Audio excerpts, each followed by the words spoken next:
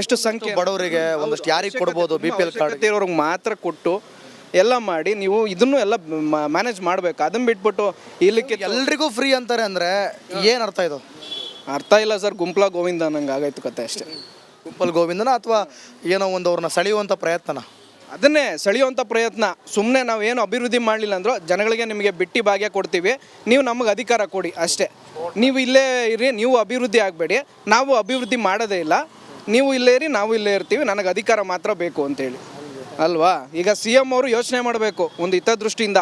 ಅವರ ಅಧಿಕಾರ ಶಾಶ್ವತ ಅಲ್ಲ. ಈ 5 ವರ್ಷ ಅವರು CM ಆಗಿರ್ಬೋದು, ಮುಂದಿನ 5 ವರ್ಷಕ್ಕೆ ಅವ್ರು ಮತ್ತೆ ಚುನಾವಣೆ ಕಂಟೆಸ್ಟ್ ಮಾಡ್ತಾರೋ ಬಿಡ್ತಾರೋ ಗೊತ್ತಿಲ್ಲ. ನಾನು ತಂದಿರೋಂಥ ಯೋಜನೆಗಳು, ನಾನು ತರುವಂಥ ಕಾರ್ಯಕ್ರಮಗಳು ಮುಂದಿನ ರಾಜ್ಯಕ್ಕೆ ಬೆಳವಣಿಗೆಗೆ ಉಪಯೋಗ ಆಗಬೇಕು ಅಂತ ಹೇಳಿ ಅವ್ರ ಮುಂದಾಲೋಚನೆ ಇಟ್ಕೋಬೇಕೆ ಹೊರತು ಇವತ್ತಿಗೆ ಸಾಕು, ಇವತ್ತಿದೆಯಾ ಇವತ್ತು ಮುಗಿದ್ರೆ ಸಾಕು ಅನ್ನೋ ರೀತಿಯಲ್ಲಿ ಯೋಚನೆ ಮಾಡ್ತಾ ಇದ್ದಾರೆ ಅಂದರೆ ಅವ್ರಿಗೆ ಅಭಿವೃದ್ಧಿ ಮುಂದಾಲೋಚನೆ ಇಲ್ಲ ಅಂತ ಅರ್ಥ. Okay, thank you sir. ನಿಮ್ಮ ಹೆಸರು? ಕಿರಣ್ ಅಂತ. ಕಿರಣ್ ಅವರೇ ಹೇಳ್ರಿ, ನೀವೇನಂತೀರಾ? ಫ್ರೆಂಡ್ ಅವರು ಫ್ರೆಂಡ್ ಮಾತು ಬೇಡ, ನಿಮ್ದಿಗೆ ಹೇಳಿ. ಏನಿಲ್ಲ ಸರ್, ಅಷ್ಟೇ. ಎಲ್ಲ ಫ್ರೀ ಬಿಟ್ಟಿ ಯೋಜನೆ ಕೊಡೋದಕ್ಕೆ ಎಲ್ಲದರಲ್ಲೂ ಇವ್ರು ಜಾಸ್ತಿ ಮಾಡ್ತಾ ಇದ್ದಾರೆ. ಸ್ಟ್ಯಾಂಪ್ ಡ್ಯೂಟಿನೂ ಜಾಸ್ತಿ ಮಾಡೋದು, ರಿಜಿಸ್ಟ್ರೇಷನ್ ಫೀಸು ಜಾಸ್ತಿ ಮಾಡೋದು. ಸೊ ಅಲ್ಲಿ ಜಾಸ್ತಿ ಮಾಡಿ ಇಲ್ಲಿ ನಮಗೆ ವಾಪಸ್ ಕೊಡೋವಂಥದ್ದು. ಸೊ ಅದನ್ನ ಏನೂ ಅರ್ಥನೇ ಇಲ್ಲ. ಯಾರ್ದು ಸರಿ ಯಾರ್ದು ತಪ್ಪು ಅಂತ ನಿಮಗೆ ಕೇಳೋ ಪ್ರಶ್ನೆ ನಾನು. ನೋಡಿ, ಈಗ ಯಾಕೆ ಅಂತ ಕೇಳಿ ನಾನು ಹೇಳ್ಬಿಡ್ತೀನಿ. BJP ಅವರು ಅಧಿಕಾರದಲ್ಲಿದ್ದಾಗ ಕಾಂಗ್ರೆಸ್ ಅವರು ಬೆಲೆ ಏರಿಕೆ ಅಂತ BJP ಅವ್ರು ಬ್ಲೇಮ್ ಮಾಡೋದು. ಕಾಂಗ್ರೆಸ್ನವ್ರಲ್ಲಿ ಅಧಿಕಾರದಲ್ಲಿದ್ದಾಗ BJP ಅವರು ಈಗ ಬೆಲೆ ಏರಿಕೆ ಅಂತ ಜಾಸ್ತಿ ಮಾಡಿದ್ರು. ಸೊ ಹಂಗಾದ್ರೆ ಯಾರನ್ನ ನಂಬೋದು ನಾವು? ಜನ ಯಾರನ್ನ ನಂಬಬೇಕು ಸರ್? ಜನ ನಂಬೋದು ಅಂದರೆ ಇಲ್ಲಿ ನಾವು ಸರ್ಕಾರಕ್ಕೆ ನಂಬಿ ನಾವು ವೋಟ್ ಹಾಕೋದು. ಇವಾಗ ಫಾರ್ ಎಕ್ಸಾಂಪಲ್ ನೋಡಿ, ಇವ್ರು ಟ್ಯಾಕ್ಸ್ ಕಲೆಕ್ಟ್ ಮಾಡ್ಕೊಂಡು ಯಾವುದಕ್ಕೆ ನೆಸೆಸಿಟಿ ಆಯಿತೋ ಅದಕ್ಕೆ ಮಾಡಲಿ. ಗೌರ್ಮೆಂಟ್ ಸ್ಕೂಲ್ಗಳು ನೋಡಿದ್ದೀರಾ ಇವತ್ತು ಯಾವ ಪರಿಸ್ಥಿತಿ ಐತೆ? ಈ ದುಡ್ಡನ್ನ ತೊಗೊಂಡೋಗಿ ಗೌರ್ಮೆಂಟ್ ಸ್ಕೂಲಿಗೆ ಚೆನ್ನಾಗಿ ಹಾಕಿ ಎಜುಕೇಷನ್ ಕೊಡಲಿ. ಹೆಲ್ತ್ ನೋಡಿದ್ದೀರಾ ಗೌರ್ಮೆಂಟ್ ಹಾಸ್ಪಿಟ್ಲ್ ಹೇಗಿದೆ ಅಂತ, ಅದು ಕೊಡಲಿ. ಅದನ್ನು ಬಿಟ್ಬಿಟ್ಟು ಫ್ರೀ ಬಸ್ ಕೊಡೋದಂತ. ನಡಿ ಈಗ ಶುರು ಮಾಡೋಣ.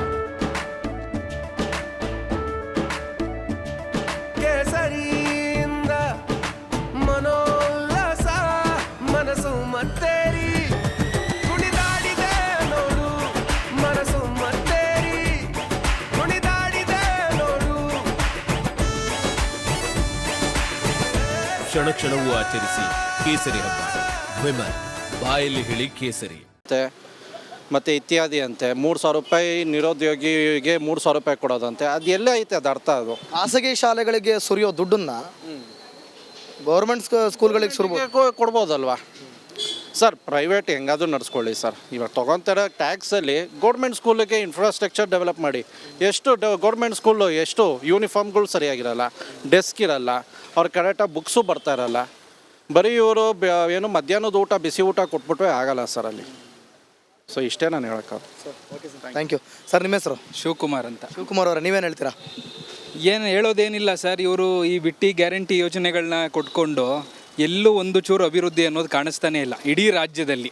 ಯಾವ ಒಂದು ರೋಡಲ್ಲಿ ಒಂದು ಸಣ್ಣ ಟಾರ್ ಹಾಕಿದ್ದಾಗಲಿಲ್ಲ, ಒಂದು ಶಂಕುಸ್ಥಾಪನೆ ಆಗಲಿಲ್ಲ, ಯಾವುದು ಶಂಕುಸ್ಥಾಪನೆ ಆಗಿಲ್ಲ, ಇನ್ನು ಉದ್ಘಾಟನೆ ಎಲ್ಲಿಂದ ಬರುತ್ತೆ? ಸೊ ಯಾವ ಕೆಲಸನೂ ಆಗ್ತಾಯಿಲ್ಲ, ಬರೀ ಬಿಟ್ಟಿ ವಾಗ್ಯಗಳು. ಈ ರೀತಿ ಎಲ್ಲ ಕಡೆಯಿಂದನೂ ಬೆಲೆ ಏರಿಕೆ ಮಾಡ್ತಾರೆ. ಪೆಟ್ರೋಲ್ ಬೆಲೆ ಏರಿಕೆ ಆಯಿತು, ಇವ್ರು ಹೇಳ್ದಂಗೆ ಸ್ಟ್ಯಾಂಪ್ ಡ್ಯೂಟಿಗಳು ಹೆಚ್ಚಿಗೆ ಆಯಿತು, ಎಲ್ಲನೂ ಬೆಲೆ ಏರಿಕೆ ಮಾಡಿಕೊಂಡು ಅದೇ ದುಡ್ಡನ್ನು ಈ ಕಡೆ ಕೊಡ್ತಾ ಇದ್ದಾರೆ ಅಷ್ಟೇ.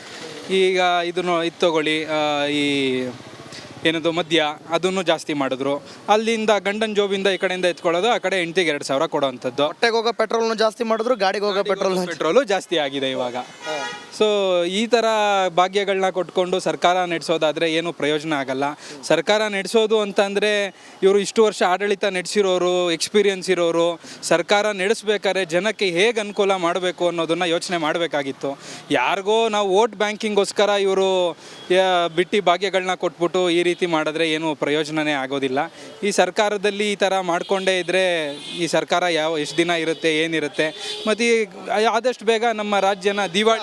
ನೀವು ಎಷ್ಟು ದಿನ ಇರುತ್ತೆ ಅಂತಂದ್ರಲ್ಲ, ನಮ್ಮ ಜನಗಳಿಗೆ ಅದೇ ಅಲ್ವಾ ಆಸೆ. ಫ್ರೀ ಕೊಟ್ರೆ ನಾನು ಹೋಯ್ತೀನಿ, ನೀವು ಹೋಯ್ತಾರೆ, ಅವರು ಬರ್ತಾರೆ. ಅದೇ ಸರ್, ಅದನ್ನೇ ಹೇಳ್ತಿರೋದು. ಫ್ರೀ ಕೊಡ್ತೀವಿ ಅಂತ ಜನಕ್ಕೆ ಒಂದು ಇದು ಮಾಡ್ತಾ ಇದ್ದಾರೆ ಅಷ್ಟೇ. ಎಲ್ಲಿಂದ ಕಿತ್ಕೋತಾ ಇದ್ದಾರೆ ಅನ್ನೋದು ಜನಕ್ಕೆ ಗೊತ್ತಾಗ್ತಾ ಇಲ್ಲ. ಅದು ಇಷ್ಟರಲ್ಲೇ ಎಲ್ಲ ಜನಕ್ಕೂ ಗೊತ್ತಾಗತ್ತೆ. ನಮ್ಮ ರಾಜ್ಯನೂ ಆದಷ್ಟು ಬೇಗ ಇವರು ದಿವಾಳಿ ಮಾಡ್ತಾರೆ. ಅಭಿವೃದ್ಧಿಗಳಿಗೆ ದುಡ್ಡೇ ಇಲ್ಲ, ಈಗಾಗಲೇ ದುಡ್ಡಿಲ್ಲ. ನೋಡ್ತಾ ಇದ್ದೀರಾ, ಅಲ್ಲಿ ಬೆಂಗಳೂರು ಔಟ್ಸ್ಕರ್ಟ್ಸಲ್ಲೆಲ್ಲ ಎಲ್ಲ ಜಮೀನುಗಳನ್ನ, ಗೋಮಾಳಗಳನ್ನ ಎಲ್ಲ ಹರಾಜು ಹಾಕಬೇಕು ಅಂತಲೂ ಆಗಿದೆ. ಈಗ ಮೊನ್ನೆ ನಮ್ಮ ಉಪಮುಖ್ಯಮಂತ್ರಿಗಳು ಹೇಳಿದ್ರು ನೀರು ಬೆಲೆ ಹೆಚ್ಚು ಮಾಡೋದು ಅನಿವಾರ್ಯ ಅಂತ. ಅವತ್ತೆಲ್ಲ ಹೋರಾಡಿದ್ರು, ನಮ್ಮ ನೀರು ನಮ್ಮ ಹಕ್ಕು ಅಂತೆಲ್ಲ ಓಡಾಡಿದ್ರು. ಯಾರಿಗೋಸ್ಕರ ಹೋರಾಡಿದ್ದು? ನಮ್ಮ ಹಕ್ಕು ಅಂತಂದರೆ ಬೆಲೆ ಜಾಸ್ತಿ ಮಾಡಿಕೊಂಡು ಜನಕ್ಕೆ ಕೊಡೋ ಅಂಥದ್ದ, ರೀಸನಬಲ್ ಆಗಿ ಜನಕ್ಕೆ ಕೊಡೋ ಅಂಥದ್ದ?